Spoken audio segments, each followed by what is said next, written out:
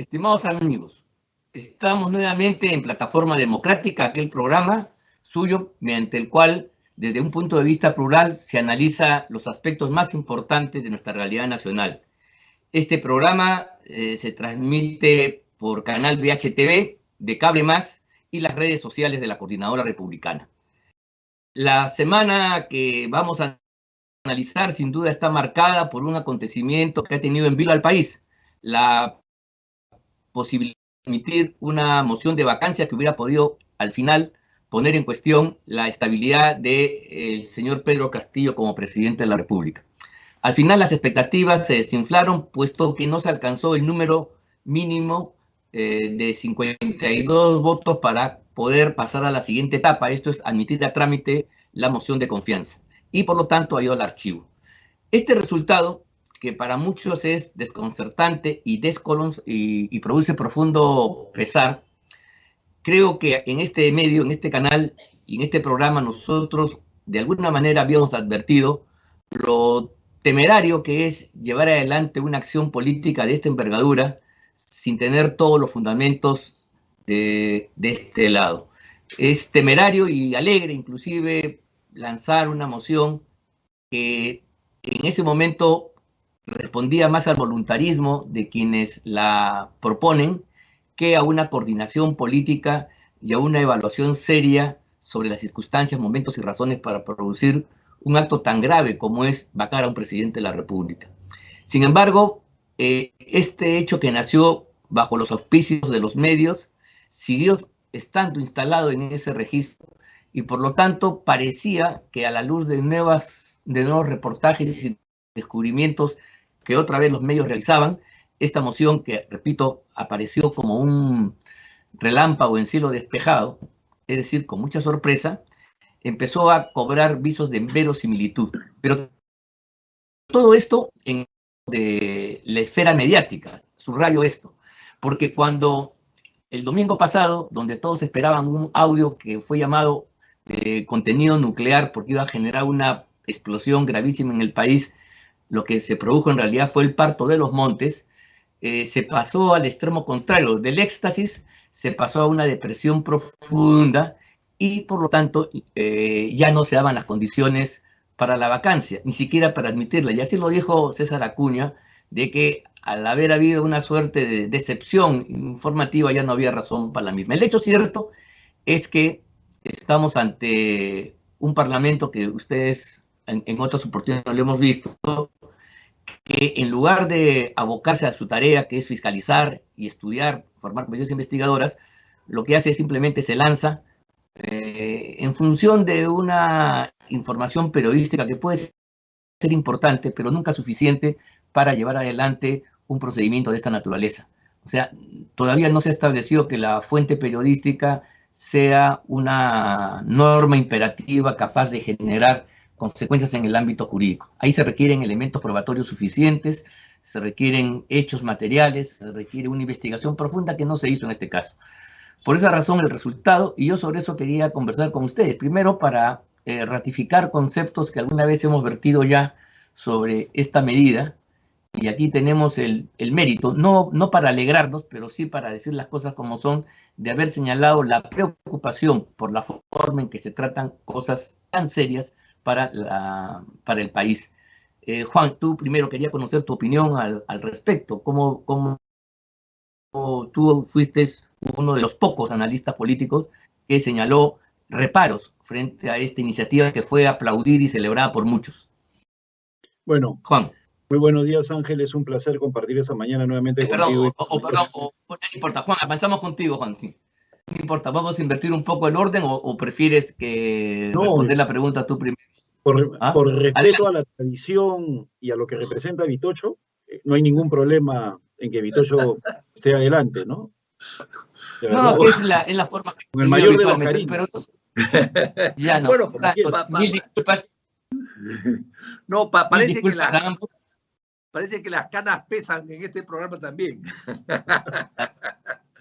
No, a ver. Por supuesto que sí. Entonces, adelante, Vitocho, pues tú con la respuesta. Que es lo mismo. Mira, en realidad el tema es el siguiente. Yo creo que Ángela ha hecho una buena radiografía de lo que ha pasado.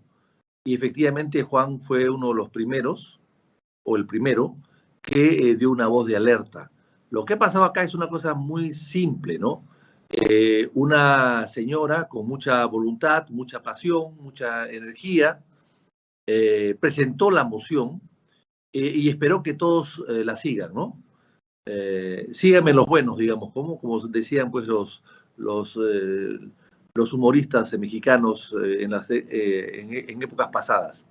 Entonces, síganme los buenos. Ella presentó, lo hizo sola, porque ni siquiera tuvo el visto bueno de su partido en ese momento. Un partido que además es minoritario en el Congreso. Entonces, la práctica parlamentaria y la experiencia parlamentaria te dice que tú no puedes hacer eso, porque corres el riesgo a que te dejen solo. En este caso, no la han dejado sola, pero sí la han acompañado pocos, y lo suficiente como para que no se apruebe. Y entonces, sí, esta no aprobación ha significado la división de la oposición, división que ojalá no sea permanente, pero que de hecho es preocupante, y luego, de alguna manera, un triunfo, aunque pírrico, pero un triunfo que le da aire y oxígeno al gobierno para seguir haciendo lo que quiere. Ojalá que lo interprete de otra manera, pero parecería que la alianza con Cerrón, que estaba bastante rota del gobierno, se ha restablecido, se ha restaurado, y por lo tanto ya estamos hablando de otras cosas que van a suceder. Yo creo que aquí estuvo mal todo desde el principio. Como dicen en algunos pueblos, las cosas malas hay que saberlas hacer, hay que hacerlas bien. Y en este caso, la moción no estaba bien hecha constitucionalmente, eso lo sabe Ángel mejor que todos nosotros, que es constitucionalista. No había muchos elementos importantes que podían ser tomados como una incapacidad moral permanente. Y lo de los $20,000 surge después. Y eso ayudó un poco, eso mejoró un poco la moción, pero no fue incluida y debió ser incluida y debió ser modificada la moción para incluir otras cosas más que aparecieron en el camino. Entonces yo creo que, digamos, se veía venir que esto podía pasar. Claro, yo opiné que estando así las cosas era mejor evidentemente que se presente Castillo a que no se presente. O sea, no necesariamente votar por la vacancia en su momento, pero sí votar por la admisión, que me parecía interesante. Un hombre casi mudo, que solamente le abra a sus portátiles, pues era importante que vaya al Congreso y que le explique lo que está pasando. Pero tampoco se ha dado esa posibilidad. Pero lo que dice Juan, siempre ha dicho Juan, y me parece muy interesante, es que el Congreso no tiene experiencia y no tiene experiencia para hacer las cosas bien.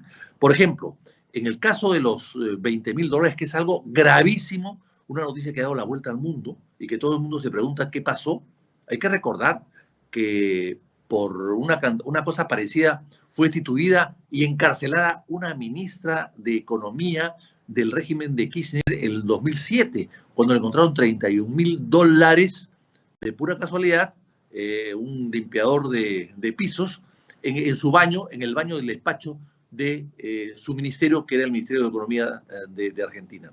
Entonces, este tipo de cosas ya se conocen.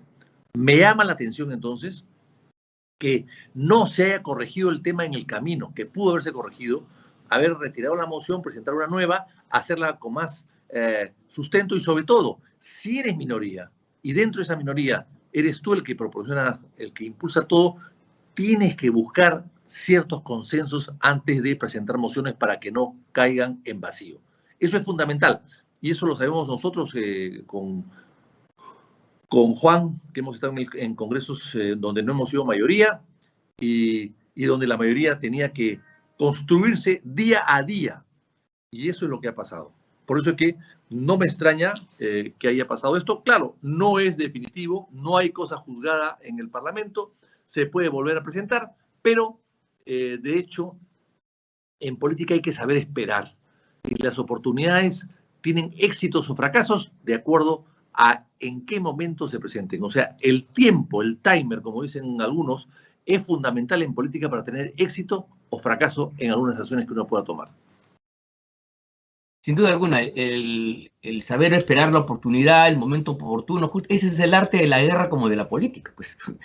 Eso todos los manuales de la época de Sun Tzu y posteriormente lo han dicho con absoluta claridad. Pero hay personas que parece que olvidan estas lecciones del pasado. Juan, Vitocho ha señalado de que el presidente no quiere ir a rendir cuentas, no quiere expresar, y entonces, claro, la alternativa de que pase la moción a su fase de admisión y trámite podría ser una oportunidad. Pero tú que tienes experiencia parlamentaria también, quiero preguntarte, ¿por qué razón crees que el Parlamento no ha apelado a formar una comisión investigadora con todos los poderes, inclusive poderes de apremio, es decir, invitar con grado de fuerza a todos los implicados en la investigación, vista que la Fiscalía no quería hacerlo? Justamente las investigaciones parlamentarias tienen ese propósito, no sustituir, pero sí llenar esos vacíos que a veces el ritualismo del Ministerio Público no permite la oportunidad ni tomar todas las aristas por donde corresponden, ¿no? ¿Por qué razón, te pregunto, el Parlamento hasta la fecha, cuánto tiempo ha pasado ya de lo de la FER de Pacheco y sus $20.000? ¿3 semanas, 4? Vamos a pasar las Navidades y el Congreso no se ha preocupado en recabar las declaraciones de los implicados, no solamente en el caso Pacheco, también en el caso de Breña. ¿Por qué no se ha llamado a todas esas personas, confrontarlas, investigarlas, y ahí quizás se hubiera tenido un mejor fundamento para darle piso a una moción que en ese momento no la tenía y que se basaba solamente en el dicho periodístico? Juan. Gracias, Ángel. Un nuevo saludo para Vitocho.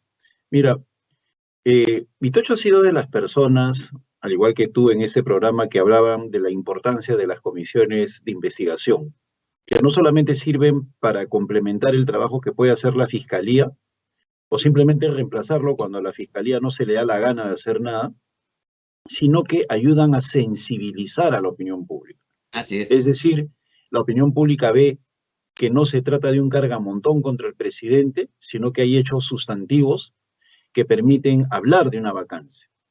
Y para mí realmente es sorprendente que hasta ahora los pedidos de comisión de investigación no sean satisfechos por la mesa directiva del Congreso de la República. Seguramente será porque ahí está Patricia Chirinos y le quitaba protagonismo, ¿no? Puede ser, como es la tercera vicepresidenta, y se abre una comisión de investigación y como la señora parece que quiere reflectores, si se abre una comisión de investigación le quitaba peso a su vacancia, ¿no? Esa es una hipótesis. Y sigue siendo sorprendente que la comisión de fiscalización que lidera un amigo nuestro, Alejandro Aguinaga, con amplia experiencia parlamentaria, tenga un perfil tan bajo. Una comisión que debería ser estelar, porque claro, hay muchos casos para investigar, ¿no? Todos los mencionados.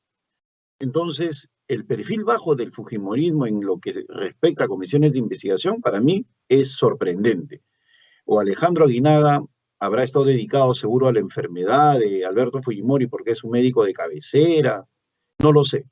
Bueno, aprovecho para darle las condolencias a Keiko por el fallecimiento de su mamá, que ha sido el día de ayer. Y hecho este paréntesis, realmente me parece sorprendente cómo está actuando la Comisión de Fiscalización. Y en lo que se refiere al Pleno, debemos recordar que el congresista Williams, hace 4 semanas, ya casi un mes, pidió que se le concediera a la Comisión de Defensa atribuciones de comisión de investigación para ver el tema de los ascensos indebidos con Bruno Pacheco, y hasta ahora no se lo dan. Eso hubiera servido para identificar, por ejemplo, el nivel de presión del presidente en lo que se refiere a su intervención indebida en asuntos referentes a los ascensos en las Fuerzas Armadas. Pero por eso es que yo deslizo esa hipótesis de que podría ser la tercera vicepresidenta la que no quiere que se agende ese tema para que se discute en el Pleno, porque es una decisión que tiene que tomar el Pleno. Porque el primer punto de la moción tiene que ver con los ascensos. y se ha perdido mucho tiempo en que eso no pase a la comisión de investigación, ignorando la persona que se opone, que más bien eso coadyuva, ayuda, impulsa su propia moción de censura. No le va a quitar protagonismo, sino simplemente va a ayudar a que exista un mayor consenso en relación a poder identificar si hay algún grado de permanente incapacidad moral. Ahora, yo he seguido atentamente las declaraciones de Víctor Andrés en los últimos días y estoy completamente de acuerdo con él en que es el momento de las comisiones de investigación. Y yo creo que si el Congreso quiere, en cierta medida, reivindicarse de esta torpeza propia de la inexperiencia o del impulso sin medir la consecuencia de sus acciones, creo que deberían establecer de una vez ya las comisiones de investigación respectivas, tanto en el caso de Guido Pacheco, como darle atribuciones a la Comisión de Defensa. Y como sabe la opinión pública en general, no hay receso parlamentario para las comisiones de investigación. Las comisiones de investigación han trabajado durante el receso parlamentario en los últimos años. Desde el 2011 se ven las comisiones de investigación trabajando activamente. Hay ejemplos varios, Víctor Andrés nos podría ilustrar. O sea, no hay motivo para que no quede así. Y por otro lado, esto sí es una victoria pírrica en todo el sentido de la palabra. Como nosotros tres conocemos historia, sabemos que la victoria del general Pirro contra Roma dejó en el campo de batalla 13.000 soldados griegos muertos. 13.000, ¿no? 2/3 del ejército total griego, ¿no? Entonces por eso le dicen, una victoria más así y pierdes la guerra, ¿no? Claro, o sea, así es. Ganó la batalla, pero ni avanzó un metro, ni nada, ¿no? Ni llegó a Roma, ni cosa por el estilo. Entonces, acá no habrá habido muertos, pero se ha partido la oposición, como lo has recordado tú, lo ha ratificado Vitocho. Tenemos una oposición perdida, entonces ha salido mal por todos lados. Ahora, lo maravilloso de la política es que permite tejer un nuevo espacio rápidamente. Y ese nuevo espacio creo que tiene que estar conformado por las comisiones de investigación debidas y por el establecimiento de un claro frente opositor, ¿no? Que sea lo suficientemente inteligente para que no se le catalogue de ultraderecha, que ese es otro de los temas que podríamos tratar y le dedicaríamos todo el programa. Porque no hay nada más, no quisiera utilizar la palabra torpe, ¿no? Pero no hay nada más dañino, en todo caso, para una alianza, es que se polarice la oposición, ultraderecha o ultraizquierda. Si el objetivo es confrontar al gobierno, pues tienen que ser lo suficiente inteligentes para establecer objetivos comunes sin insultarse entre ellos. Sí, mira, esta última reflexión, Juan, tuya me parece fundamental.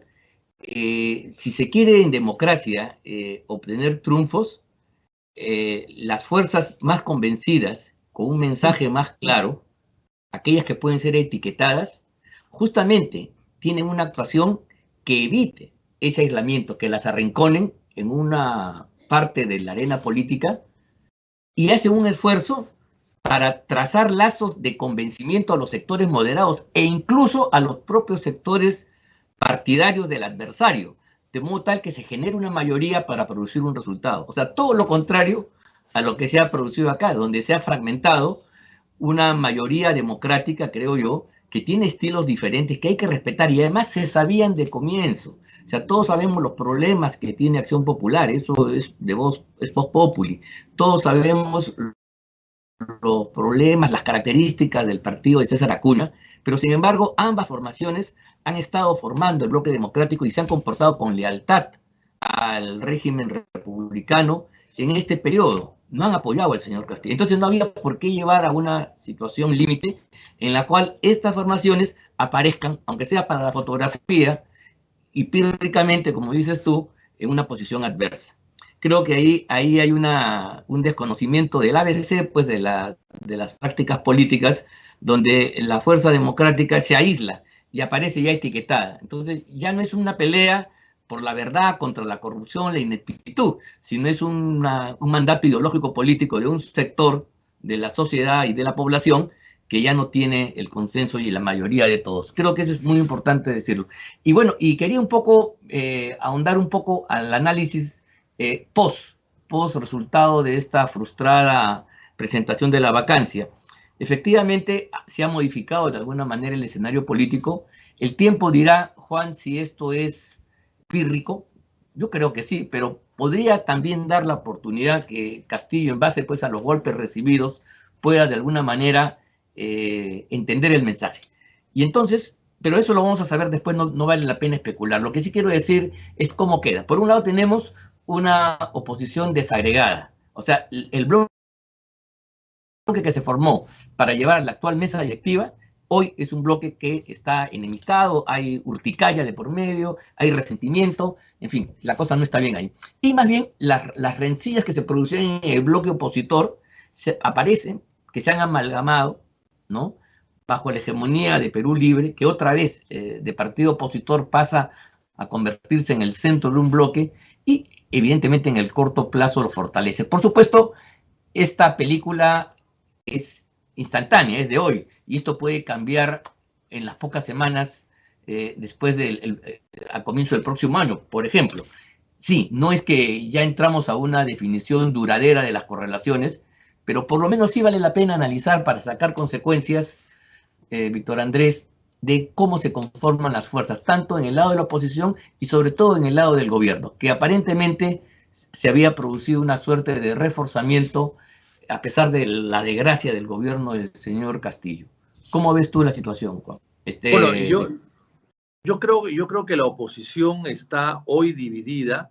Es verdad que nunca ha estado muy sólida, unida, sí, muy sólidamente, pero más o menos había algún tipo de coordinación y efectivamente lo que tú has recordado, la elección de la mesa directiva es un poco eso, es el acuerdo que se llegó en su momento en base pues a afinidades que hoy día parece que ya no lo son o que no están ahí presentes.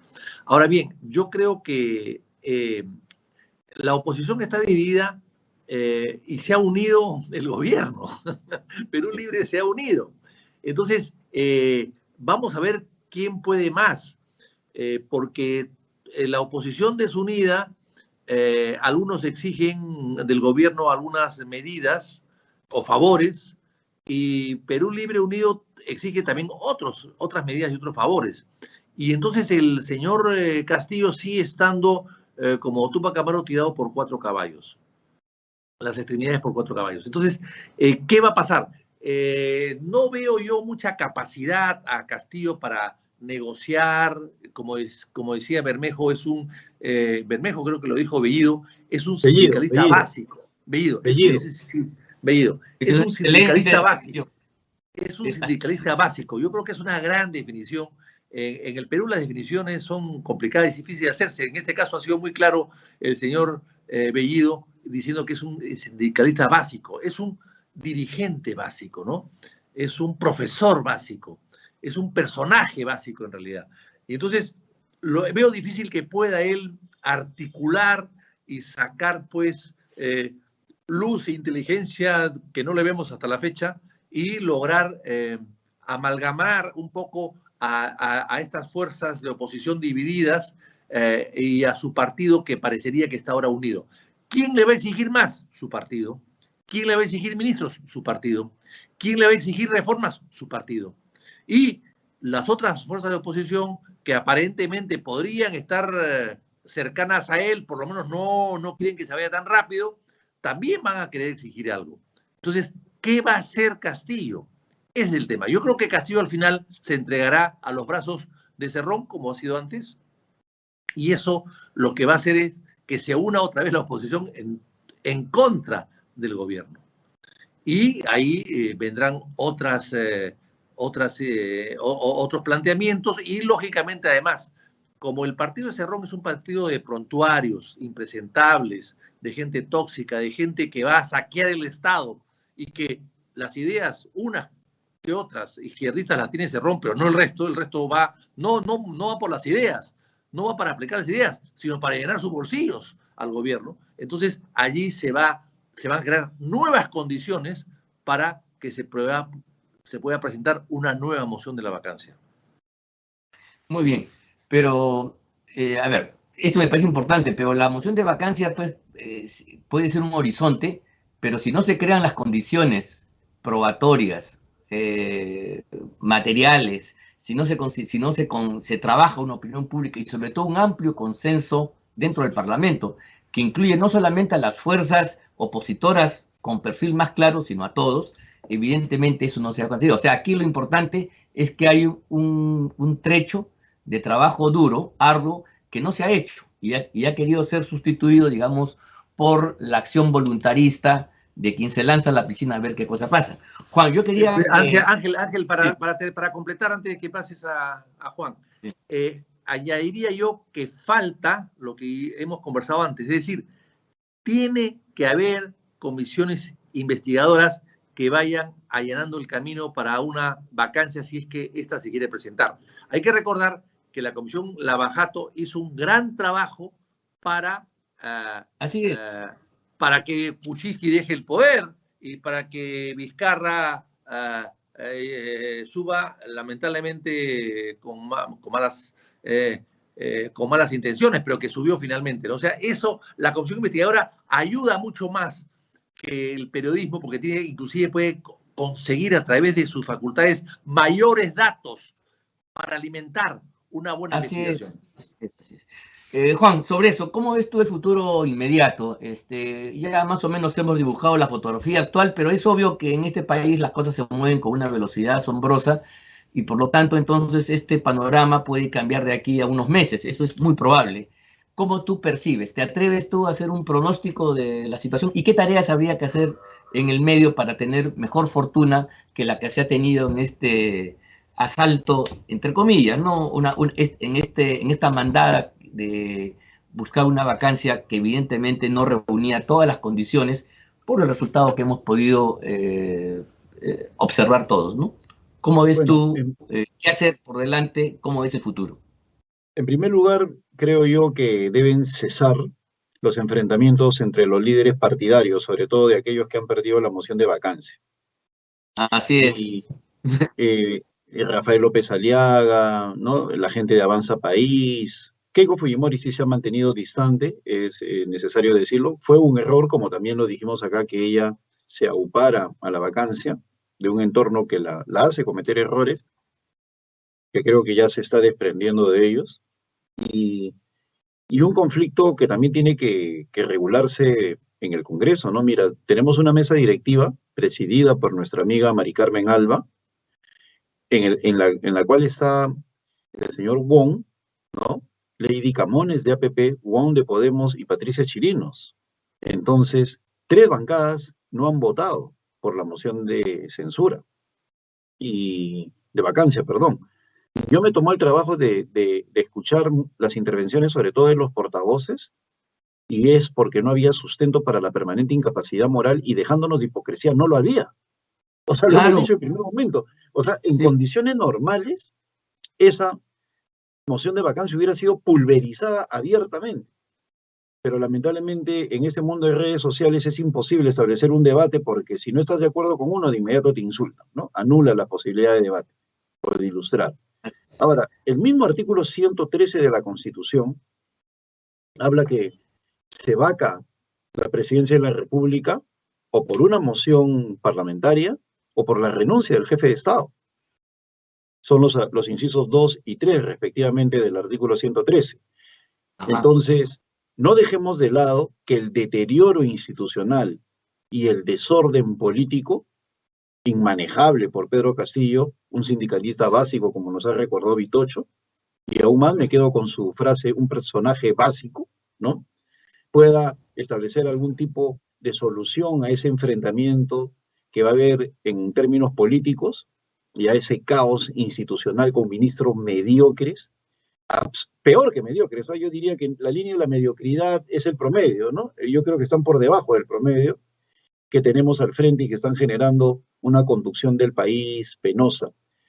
Mira, un gas de 65 soles, un pollo de 11 soles, un dólar de 4.10, son 3 variables económicas, 3 precios que definitivamente son fatales para un país eminentemente pobre. Entonces, recordemos, Alan García y Alejandro Toledo, sobre todo este último, soportaron bajas popularidades porque lo contrarrestaban, no solamente con un conjunto de ministros aceptable, con consejos de ministros aceptables que salían al debate, sino porque fueron 120 meses de crecimiento económico a pesar de la crisis del 2008-2009. Y en el caso de Toledo fueron 60 meses de crecimiento económico continuo, 0.8, 0.9, 1.1, ¿no? Chiquito, pero sistemático. Entonces, eso le permitió enfrentar a la opinión pública que le otorgaba un bajo nivel de popularidad por su situación privada, ¿no? Saraí, la dipsomanía, ¿no? Qué sé yo. Pero en términos económicos fue reconocido, a tal punto, y Vitocho lo recordará, porque fue evidente, el 2006 el Congreso lo despide de pie, el nuevo Congreso, 2006-2011, cosa que enfureció a Alan García, pero lo despidieron a Toledo de pie, por la conducción de las elecciones y sobre todo porque no se refirió a su sucesor, ¿no? Sino pidió todo el apoyo para él, o sea, un demócrata, a pesar de sus problemas personales. Pero ahora no tenemos nada de eso, no tenemos ministros, no tenemos objetivos claros en economía, vemos un festival de consultorías. Cuando uno ve los establecimientos llenos, la gran mayoría deben ser funcionarios públicos, que sigue creciendo la cuota de funcionarios públicos, y no tenemos en el horizonte una posibilidad de cambio ante el deterioro económico. Yo creo que eso de acá al mes de marzo puede generar las condiciones para graves problemas para Pedro Castillo, gravísimos. Y eso, y lo lamentable de la decisión del Congreso, es que el que se vaya el presidente puede convertirse en un que se vayan todos, porque definitivamente no hay una correlación entre lo que pide la gente, cambio de mando, y lo que ha hecho el Congreso. Entonces el Congreso va a tener que hilar fino, y coincido con Vitocho en el sentido de que, bien establecidas las comisiones de investigación, una segunda vacancia puede estar en el horizonte de 2 a 3 meses. Si no, la renuncia del presidente por el desorden general. Muy bien, hemos llegado al fin de este programa. Ha sido muy interesante el conjunto de ideas vertidas en el mismo. Mi agradecimiento a Víctor Andrés García Belaúnde, a Juan Cheput por sus opiniones ilustradas, y a todos ustedes, amigos, por el seguimiento a su programa Plataforma Democrática. Indudablemente, el momento que hemos vivido ha sido muy intenso, pero creo que quizás vayamos en las próximas semanas a una suerte de remanso propio de las fiestas navideñas y de fin de año, pero creo que los elementos básicos que tipifican la coyuntura política están ahí presentes, no han sido erradicados, y en cualquier momento se pueden activar, y es muy probable que de aquí a un par de semanas tengamos otra vez el horizonte incandescente. No es lo que quisiéramos, por cierto, pero creo que el análisis político nos lleva a que hagamos un esfuerzo por intentar descubrir la verdad, y que esta verdad, aunque dura, esté por encima de nuestros propios deseos. Muchas gracias a ustedes por su sintonía, y a ustedes, Juan y Víctor Andrés, por su participación. Muchas gracias y hasta la próxima semana.